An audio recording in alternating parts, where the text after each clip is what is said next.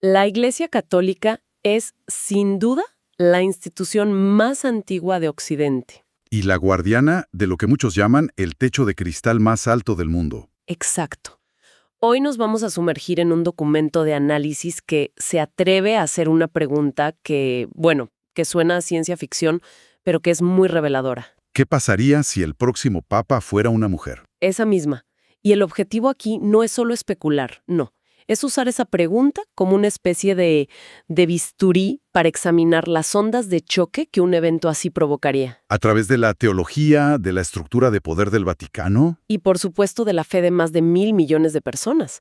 La pregunta de fondo es, ¿estamos ante una imposibilidad teológica o es en realidad una barrera histórica que está a punto de romperse? Es que es una pregunta fascinante, porque, como bien dices, va mucho más allá de la anécdota. Ajá. El documento la usa como un espejo.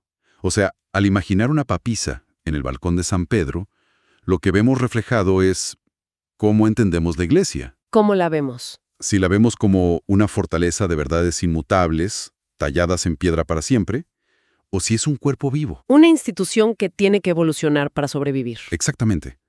Que debe adaptarse al mundo que le toca vivir. Entiendo. Entonces, a ver, el primer temblor de este terremoto hipotético sería, lógicamente, la reacción de los fieles. Claro. El documento es muy claro en que el mundo católico no es un bloque uniforme. Para nada.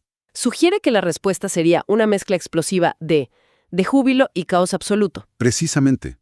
El análisis, de hecho, identifica 3 grandes placas tectónicas que chocarían de inmediato. A ver, La primera, y la más predecible, es la que el documento llama el cisma inevitamia. suena fuerte. Y lo es. Se refiere a los sectores más tradicionalistas. Pensemos en ciertas zonas de Europa, de Estados Unidos. Ok. Ellos simplemente no la reconocerían. Su argumento central sería puramente teológico. Una mujer no puede representar a Cristo. El famoso in persona Christi. Justo, porque Jesús fue históricamente un hombre. O sea, un argumento biológico, en esencia. En esencia, sí.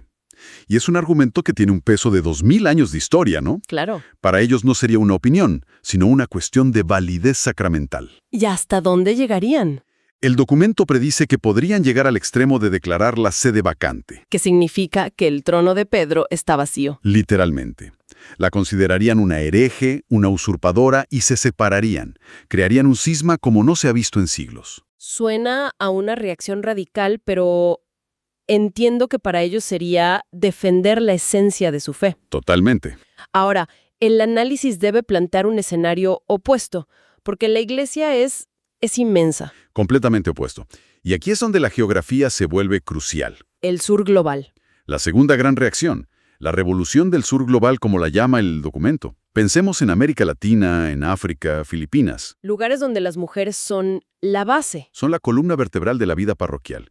Son las catequistas, las que lideran los grupos de oración, las que organizan la caridad, las que transmiten la fe. Su poder es real, aunque no sea formal, Exacto. Entonces, para ellas no sería una ruptura. sino un reconocimiento de una realidad que ya existe. Justo eso.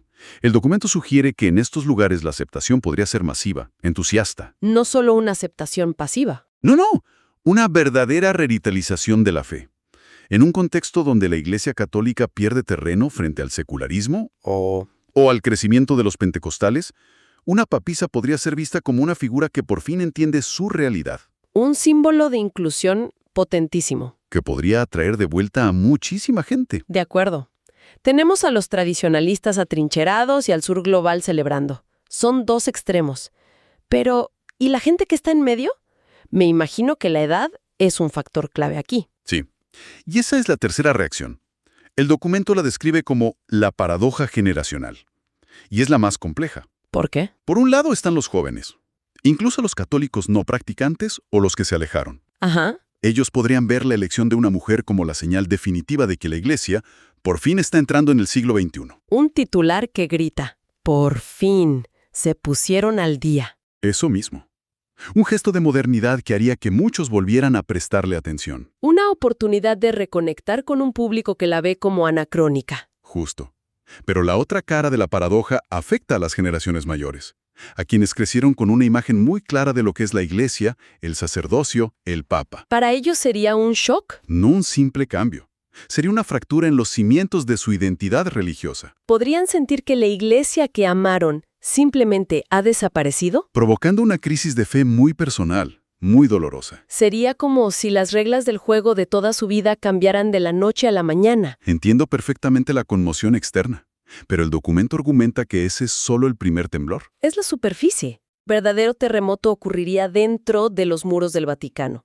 Sugiere que esto no es un cambio de cara en un balcón, sino una alteración en el ADN de la institución, ¿cierto? Totalmente. Y el análisis es muy específico.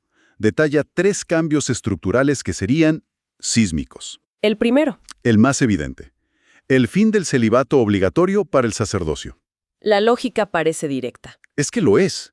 Si el principal argumento teológico para un sacerdocio, solo de hombres, se derrumba con una mujer papa, El argumento para un sacerdocio célibe, que es una disciplina y no un dogma, se debilita muchísimo. hasta casi desaparecer, Claro, se cae la primera ficha del dominó y arrastra a la siguiente.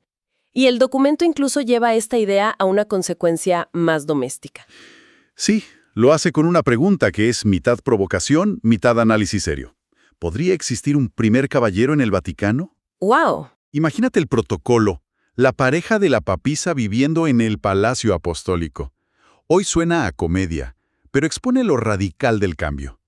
Reconfiguraría por completo la percepción pública del clero. Por completo. Definitivamente. Y ese es solo el primer punto. El segundo parece ir aún más profundo, porque ataca el centro de poder, la curia romana. Va directo al corazón del poder. El documento habla, sin rodeos, del desmantelamiento de la corte masculina. La curia, que es básicamente el gobierno central de la iglesia. Exacto. El conjunto de ministerios o dicasterios hoy es un entorno abrumadoramente masculino, clerical y, según muchos, gerontocrático. Con una mujer al mando sería insostenible. No podría mantenerse. ¿Y qué implicaría ese desmantelamiento? ¿Veríamos a mujeres dirigiendo el Ministerio de Doctrina de la Fe? ¿O el de los obispos? Exactamente eso. Pero el análisis va un paso más allá.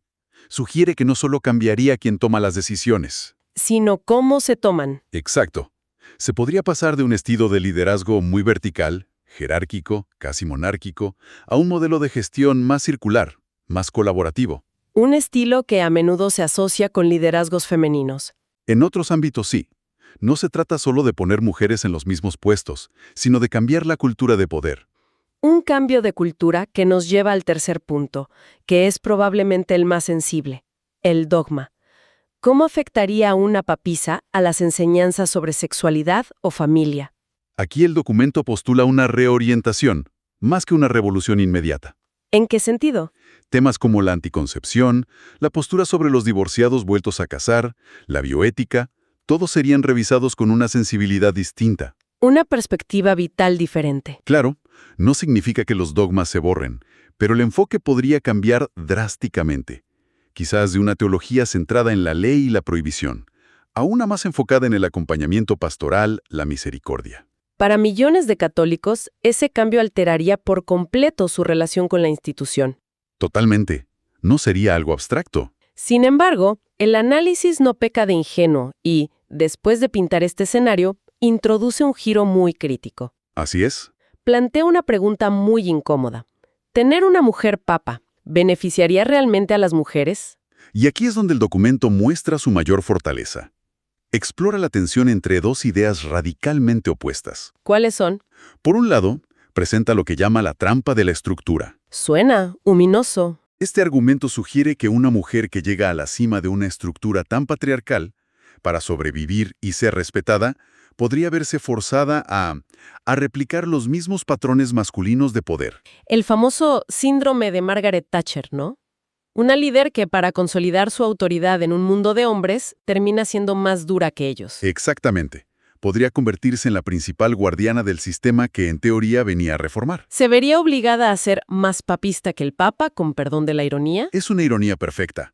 Tendría que demostrar constantemente su legitimidad. Es un riesgo real. ¿Y cuál es la visión opuesta? La del empoderamiento desde la cima. Esta perspectiva defiende que, más allá de cómo actúe, el simple hecho de que una mujer ocupe ese cargo Ya es una victoria en sí misma. validaría de forma inmediata y global el intelecto, la espiritualidad y la capacidad de liderazgo de las mujeres. Eliminaría de un plumazo la idea a menudo implícita de que la mujer es una figura auxiliar en la fe. Precisamente. Y no solo eso, el documento predice un efecto secundario fascinante. ¿Cuál? Un auge en el reconocimiento de las grandes teólogas y místicas que han sido ignoradas o minimizadas. Hildegarda de Bingen, Teresa de Ávila, Edith Stein. Ellas, que ya son doctoras de la Iglesia, pasarían de ser excepciones a ser la punta de un iceberg. Emergería toda una tradición de pensamiento femenino que ha estado en la sombra. Dándoles a las mujeres, por fin, referentes intelectuales en la esfera más alta. Exacto. Entonces, el documento nos deja con una paradoja. No se trata solo de si una mujer puede ser papa, sino de si el papado mismo es compatible con modelos modernos de liderazgo. La pregunta real es si el cargo cambiaría a la mujer más de lo que la mujer cambiaría al cargo. Has dado en el clavo. Esa es la síntesis del dilema. Y para explorarlo, el documento culmina con una serie de lo que llama preguntas incendiarias. Diseñadas para provocar, no para dar respuestas fáciles. Exacto, para forzar una reflexión mucho más profunda. Y la primera de esas preguntas va directa a la yugular del argumento tradicionalista. Va al núcleo. La formula de manera muy directa. La biología es destino en la fe. Uf. Y la desarrolla. Si la teología católica acepta que el alma no tiene sexo, que es una entidad espiritual, ¿Por qué el representante de Dios en la tierra debe tener un sexo biológico determinado? ¿por qué la biología masculina es un requisito indispensable para un rol que es, en esencia, espiritual? Es una pregunta potentísima. Porque si la respuesta es no, si la biología no es destino, se derrumba todo. No solo para el papado, sino para toda la estructura del sacerdocio masculino. Desarma siglos de tradición con una frase. La siguiente pregunta también plantea un dilema de todo o nada. Sí, una disyuntiva sobre la identidad misma de la Iglesia. Pregunta: ¿una papisa sería el fin de la mística milenaria o su única tabla de salvación? Claro. Los críticos dirían que este cambio protestantizaría a la Iglesia católica, la haría parecerse más a la Iglesia anglicana y perdería esa aura de tradición inmutable que la hace única. Es casi el dilema del innovador. ¿Proteges tu producto estrella hasta que se vuelve obsoleto o arriesgas un cambio radical para poder sobrevivir? Es una analogía perfecta, porque la otra cara es esa, que quizás ese cambio radical es lo único que puede salvar a la institución de la irrelevancia en el mundo moderno. Un mundo que ya no tolera la exclusión por razón de género. Exacto. Y la última pregunta que lanza el documento es casi psicológica. Nos interpela a todos. Sí, porque se mete con nuestras percepciones más profundas sobre el poder, el género y la espiritualidad. A ver. Pregunta: ¿está el mundo preparado para confesar sus pecados ante una figura de autoridad espiritual femenina con poder absoluto sobre el dogma? Qué buena pregunta. La confesión es un acto de vulnerabilidad extrema. Y la pregunta es si nuestras construcciones culturales nos permitirían aceptar a una mujer en ese rol de máxima autoridad moral. No solo como administradora, sino como jueza y sanadora espiritual. Es una pregunta que trasciende al catolicismo. Toca nuestras ideas más arraigadas sobre quién puede ostentar el poder. Al final, todo este análisis nos devuelve al punto de partida, pero con una comprensión mucho más profunda. Sí.